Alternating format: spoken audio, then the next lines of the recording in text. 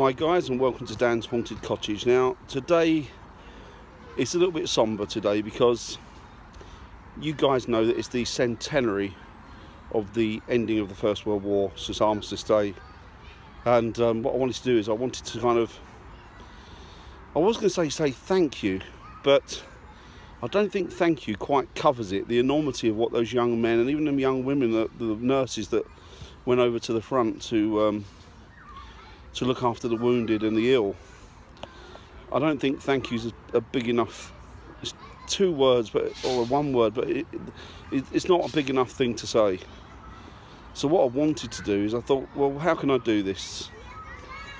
Because probably like you guys, I had members of my family, my grandfather for example, that went off to World War I, and even though he returned, he was in something called the Royal Naval Brigade, and even though he returned, he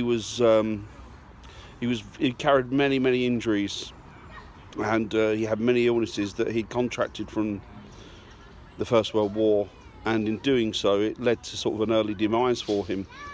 I remember my mother saying that he never ever spoke once about his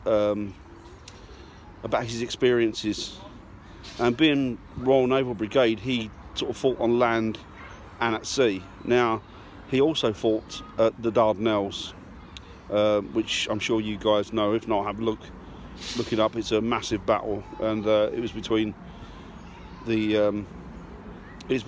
a lot of Anzacs here, a lot of Australians, New Zealanders, and the Royal Navy attended as well, and it was fighting the Turks.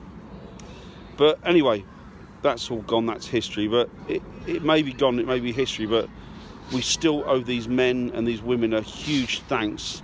It's a massive debt that we can't ever repay, and it's because of their selflessness that we've got the freedoms and the rights and the abilities to do what we want to do with our lives today.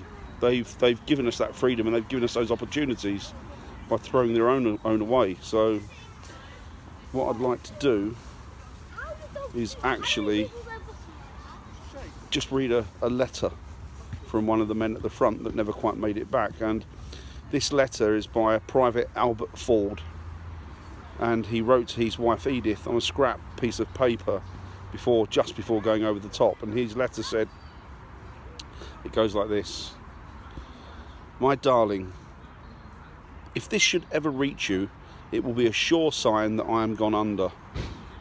And what will become of you and the chicks, I do not know. But there is one above that will see to you and not let you starve," he wrote. "You have been the best of wives, and I loved you deeply. How much you will never know. Dear heart, do think sometimes of me in the future when your grief has worn a bit. And the older children, I know, won't forget me. And speak sometimes of me to the younger ones. Dearest, if the chance should come your way, for you are young and good looking, and should a good man give you an offer, it would please me to think that you would take it, not to grieve too much for me. I should not have left you, thus bringing suffering and poverty on a loving wife and children, for which in time I hope you will forgive me. So, dear heart, I will bid you all farewell, hoping to meet you in the time to come, if there is a hereafter. Know that my last thoughts were of you in the dugout or on the fire step. My thoughts went out to you. The only one I ever loved, the one that made a man of me." Albert was killed in action on the 26th of October 1917, and that was his last letter, and it was treasured by Edith until her death.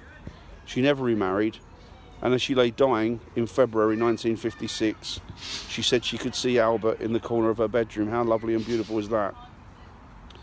Also, among the letters that have been found by descendants are notes from Private Charles Snelling to his wife Alice and daughters in 1917. So, you know, that's just a snippet of the selflessness and what they did for us and what they gave up for us, and for our freedoms today, really. And I think that this should be really taught in schools, because I think, you know, it's not something that should be forgotten and swept under the carpet. You know, we lost millions and millions of men during the First World War, and subsequently the wars like thereafter, like World War II and what have you. But in the First World War, it was absolute and complete, unadulterated carnage. Can't even begin to imagine what those young men went through. And they did it in the defence of their country, and they did it for us. I can't stress that enough. And I think that children today shouldn't be left to forget them or what they did. I think that it should be taught in schools for as long as it can be, forevermore, in my opinion. So yeah, just think of those who lost their loved ones, their fathers, their sons, nephews, grandsons, all because of their selflessness. So I would just like to say, even though it doesn't cover it, I have nothing else, but thank you to all of you. Thank you to every last one of you that gave up your life without a single fault in the defence of this country. And God bless.